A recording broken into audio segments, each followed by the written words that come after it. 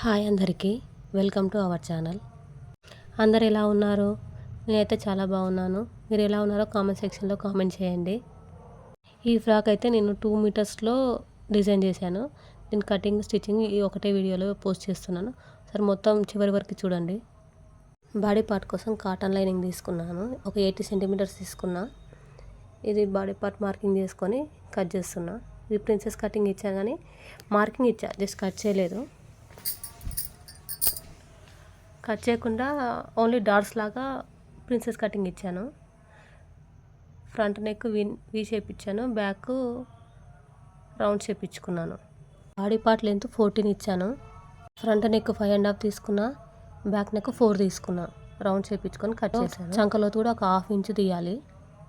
Next main fabric తీసుకొని design ఉన్న side ఏమో ఫ్రంట్ పార్ట్కి వచ్చేలాగా, ప్లెయిన్గా ఉన్న సైడ్ బ్యాక్ పార్ట్కి వచ్చేలాగా ప్లేస్ చేసుకోవాలి. ఇది 2 మీటర్స్ క్లాత్ కాబట్టి చాలా జాగ్రత్తగా కట్ చేసుకోవాలి. క్లాత్ అనేది ఎక్కడ వేస్ట్ కాకుండా చాలా జాగ్రత్తగా కట్ చేసుకోవాలి. రన్నింగ్ ఫ్లవర్స్ ఉన్న ఫ్యాబ్రిక్ అంతా కట్ చేసి దాన్ని డివైడ్ చేసుకొని మొత్తం అట్లా కట్ చేసుకోవాలి. ఫ్రిల్స్కి యూజ్ అవుతుంది అనమాట. అది మిగిలిన వైట్ క్లాత్ అంతా సమోసా మోడల్లో పెట్టేసుకొని అంబ్రెల్లా షేప్ లాగా కట్ చేసుకొని మిగతా పీసెస్ జాయింట్లు పడతాయి. అది జాయింట్లకి కూడా క్లాత్ తీసుకొని పక్కకు పెట్టేసుకోవాలి. పెట్టి చూసుకుంటున్నాను అనమాట ఎలా వస్తుంది. నెక్స్ట్ లైనింగ్కి ఏంటంటే ఒక మెయిన్ ఫ్యాబ్రిక్ అంటే ఒక 5 ఇంచెస్ ఎక్స్ట్రా తీసుకోవాలి లైనింగ్. ఎందుకంటే ఫ్రిల్స్ వస్తాయి కదా, కింద డిజైన్ ఉన్నది, పింక్ కలర్ ఫ్లవర్స్ ఉన్నవి. సో దాని వరకు వచ్చేలాగానంటే ఎక్స్ట్రా తీసుకున్నా ఒక 5 ఇంచెస్. సో కటింగ్ అయిపోయింది. నెక్స్ట్ హ్యాండ్స్ ఉంది. హ్యాండ్స్ కోసం మిగిలిన ఈ కొంచెం క్లాతే మిగిలింది. సో అదేం చేశానంటే కప్ హ్యాండ్స్ వచ్చేలాగా వితౌట్ లైనింగ్తోని కట్ చేశాను. స్టిచ్చింగ్లోకి మనం కట్ చేసుకున్న ఈ ఫ్యాబ్రిక్ అంతా చివర్లు మొత్తం ఫోల్డ్ చేసుకుంటూ కుట్టుకోవాలన్నమాట. ఫ్రిల్స్ కోసం అని ఏదైతే కట్ చేసుకున్నామో అది మొత్తం కుట్టేసుకొని పక్కకు పెట్టేసుకోవాలి. నెక్స్ట్ బాటమ్ పార్ట్లో ఉన్న లైనింగ్ అంతా జాయింట్లు మనకి ఎక్కడైతే అతుకులు పడుతున్నాయో, అంటే ఎక్స్ట్రా పీసెస్ అనేది ఉంటాయి, క్రాస్లో కొంచెం పీసెస్ పడుతున్నాయి అన్నమాట. అవన్నీ జాయింట్లు చేసేసుకొని లేవల్గా ఒకే లేవల్ వచ్చేలాగా రౌండ్గా వచ్చేలాగా మొత్తం కట్ చేసుకొని సెట్ చేసేసుకోవాలి.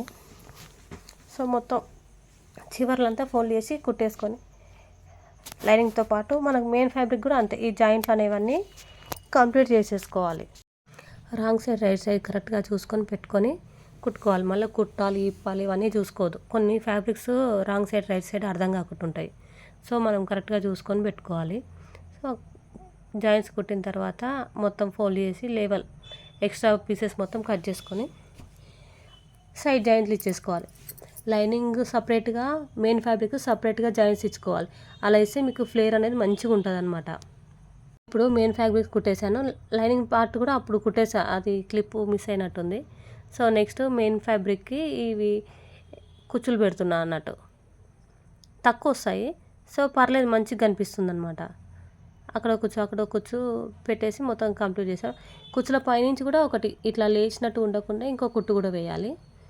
సో లైనింగ్ మెయిన్ ఫ్యాబ్రిక్ ఇట్లా లోపలికి తీసుకోవాలి. అట్లా తీసుకొని లైనింగ్ మెయిన్ ఫ్యాబ్రిక్ జాయిన్ చేసుకోవాలి. నడుము దగ్గర జాయిన్ చేయాలి. సైడ్లో ఏ ఫ్రాక్ డిజైన్ చేసినా కూడా అందులో లైనింగ్ పార్ట్ సపరేట్గా జాయిన్ చేయాలి, మెయిన్ ఫ్యాబ్రిక్ అంటే సపరేట్గా జాయిన్ చేయాలి, సైడ్స్ అనమాట. అలా ఉంటే మీకు ఫ్లేర్ అనేది బాగుంటుంది అనమాట.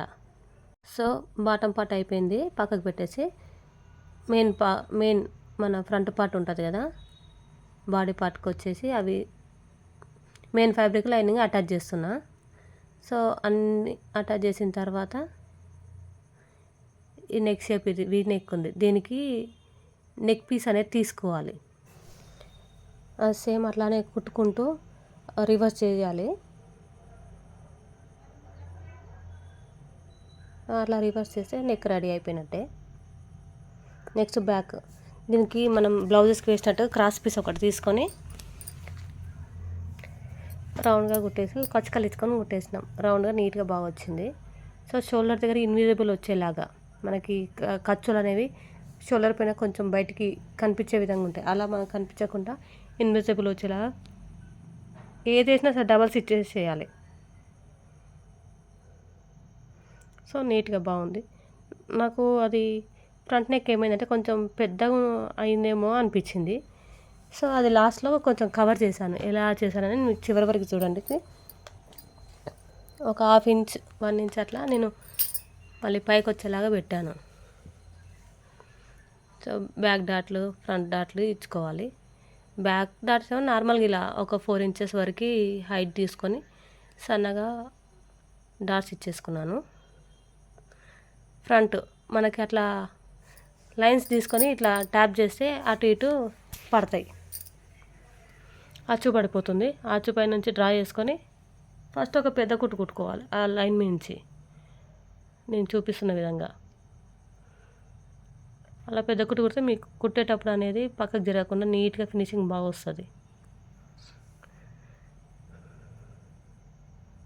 సో ఈ టైప్లో కుడితే ప్రిన్సెస్ కటింగ్ అనేది ఖర్చులు అనేవి లోపల కుచ్చుకోకుండా ఉంటాయి. ఇది పిల్లలకి అన్నట్టు, స్కూల్ పిల్లలకి. సో ఈ టైపు కుడితే మీకు ఖర్చులు అనేవి బయటకు వెళ్ళకుండా కుచ్చుకోకుండా కొంచెం ఖర్చులు విచ్చుకున్నట్టుగా అట్లా ఉండకుండా బాగుంటుంది అన్నట్టు. సో అందుకని ఇది కాటన్ ఫ్యాబ్రిక్ కాబట్టి ఇలా కుట్టాను. మీకు ఒకవేళ ఓకే మంచిగా అనిపిస్తే మీరు కూడా ట్రై చేయండి, బాగుంటుంది ఇట్లా కుడితే. ఈ మెయిన్ డాట్ వెడల్పు కూడా నేను ఒక 1 ఇంచ్ 30 ఇంచ్ అలా తీసుకున్నాను, ఎక్కువ ఏం తీసుకోలేదు. మెయిన్ డాట్ నుంచి 30 ఇంచు, అటు 30 ఇంచు ఇటు 30 ఇంచు, అంటే టోటల్గా 1.5 ఇంచు విడ్త్ తీసుకున్నా. పిల్లలు సో వాళ్ళకి పెద్దగా అవసరం లేదు, డాట్ కొంచెమే తీసుకున్నా. So front part back part రెండు కరెక్ట్గా ఉన్నాయో లేదో ఒకసారి కొలుచుకోండి. చూడండి, ఏదైనా ఎక్కువ తక్కువలో ఇప్పుడే కట్ చేసుకుంటే కుట్టేటప్పుడు అంటే జాయిన్ చేసేటప్పుడు ప్రాబ్లం కాకుండా ఎక్కువ తక్కువలు కాకుండా సైడ్కి జరిగిపోకుండా ఉంటుంది. సో మనం ఇది చెక్ చేసుకోకుండా కుడితే ఒక సైడ్కి జరుగుతుంది. సైడ్కి జరిగి షోల్డర్ జారుతున్నట్టుగా నెక్ పక్కకు వస్తున్నట్టుగా ఒకేసారి చేసుకుంటూ ఉండాలి. సో ఈక్వల్గా పెట్టుకుంటే ప్రాబ్లం ఉండదు. సో ఫ్రంట్ లోతు తీస్తున్నా ఇప్పుడు. అప్పుడు హ్యాండ్స్కి తీయలేదు, చెప్పాను కానీ అక్కడ తీయలేదు. సో ఇక్కడ ఫ్రంట్లో తీసి అగో క్యాప్ హ్యాండ్స్ వితౌట్ లైనింగ్తోనే ఉంటుంది. అవి చాలా బాగుంటాయి, పిల్లలకు చాలా క్యూట్గా ఉంటాయి ఆ హ్యాండ్స్ అనేవి. సో దీనికి నేను వేరేలాగా అనుకున్నా, హ్యాండ్స్ పెట్టడానికి ఫ్రిల్స్ పెట్టుకుంటూ చాలా యూనిక్గా అనుకున్నా.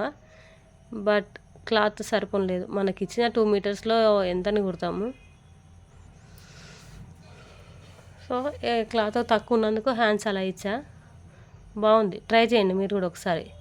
అది కుట్టిన తర్వాత నార్మల్గా మనం హ్యాండ్స్ ఎలా జాయిన్ చేస్తామో అలా కాకుండా షోల్డర్ పైనుంచి వచ్చేలాగా, అంటే మెయిన్ సైడ్ రాంగ్ సైడ్ కాకుండా రైట్ సైడ్లో కుట్టుబడాలి. జాయింట్ అయిపోయిన తర్వాత మీద నుంచి మళ్ళీ ఒక కుట్టు ఇలా పైనుంచి పడాలి. నేను కుడుతున్నా చూడండి ఒకసారి, సేమ్ అలాగే అలా పైనుంచి కుట్టుబడాలి. పైనుంచి కుట్టుబడితేనే ఆ మోడల్కి లుక్ అనేది వస్తుంది, లేదంటే ఆ లుక్ రాదు. ఇప్పుడు బాడీ పార్ట్ని బాటమ్ పార్ట్ని అటాచ్ చేయాలి. నడుము దగ్గర అటాచ్ చేస్తూ ఉంటే అది అటాచ్ అయిపోయిన తర్వాత ఏది కుట్టినా సరే డబల్ స్టిచ్చెస్ అయితే ఖచ్చితంగా వేయాలి. అలా వేస్తేనే మీకు డ్రెస్ చినిపోయేంత వరకు కూడా నీకు ఎక్కడ ఎలాంటి ప్రాబ్లం రాదు. అన్నీ డబల్ కుట్లు వేయాలి ఎక్కడ వేసినా కూడా. సో సైడ్ స్టిచ్చెస్ మంచిగా ఆల్రెడీ మనం కుట్టేటప్పుడు మార్క్స్ చేసుకున్నాం, ఆ మార్క్ పైనే కుట్టేసా. ఇది 34 సైజు. చెస్ట్ లూజు 34 ఇచ్చాను, నడుము లూజు 28 ఇచ్చాను. మీకు ఇంకొకటి ఇప్పుడు చూపిస్తాను చూడండి. బ్యాక్ పార్ట్లో ఈ డోరీస్ అనేవి యాడ్ చేశాను. ఫస్ట్ అనుకోలేదు డోరీస్ పెడదామని, తర్వాత ఇలా ఆ బ్యాక్ డాట్లో మిడిల్ నుంచి కొంచెం కుట్టు ఇప్పదీసి దాంట్లోకి ఎక్కిచ్చేసి కుట్టా. మీకు ఎక్కడ ఇలాంటి ఖర్చు కనిపించకుండా నీట్గా బాగుంటుంది. టైట్ చేసుకోవాలన్నా లూజ్ చేసుకున్నా పిల్లలకి ఇబ్బంది కాకుండా ఉంటుందని అలా పెట్టాను. ఎవరికి పెట్టినా బాగుంటుంది. ఒకసారి మీరు కూడా ఒకసారి అట్లా ట్రై చేసి చూడండి. ఆ డాట్ మిడిల్లో ఆ డోరీస్ పెట్టుకుంటే బాగుంటుంది అన్నట్టు. సో నెక్స్ట్, ఎప్పుడైనా పిల్లలకి ఇన్నర్స్ కనిపిస్తాయి అని ఇబ్బంది పడుతుంటారు అన్నట్టు. వాళ్ళకేమో సరి చేసుకోవడానికి రాదు, ఎప్పుడు అవి పక్కకు పోతుంటే వాళ్ళు ఆడుకుంటూ పాడుకుంటూ ఉంటారు కదా. సో ఎవరికైనా, పిల్లలనే కాదు ఎవరికైనా పెద్దవాళ్ళకైనా ఇవి షోల్డర్ బటన్స్ అనేవి ఖచ్చితంగా పెట్టుకోవాలి. అలా పెట్టుకుంటే ఇన్నర్స్ కనిపించకుండా అవి సెక్యూర్ చేస్తాయి. సో నేను వాటి కోసమే అవి ప్రిపేర్ చేస్తున్నా. షోల్డర్ ఖర్చు దగ్గర యాడ్ చేసి కుట్టేసి ఆ బటన్స్ పెట్టేస్తే అయిపోతుంది. సో డ్రెస్ మొత్తం కంప్లీట్ అయిపోయినట్టే.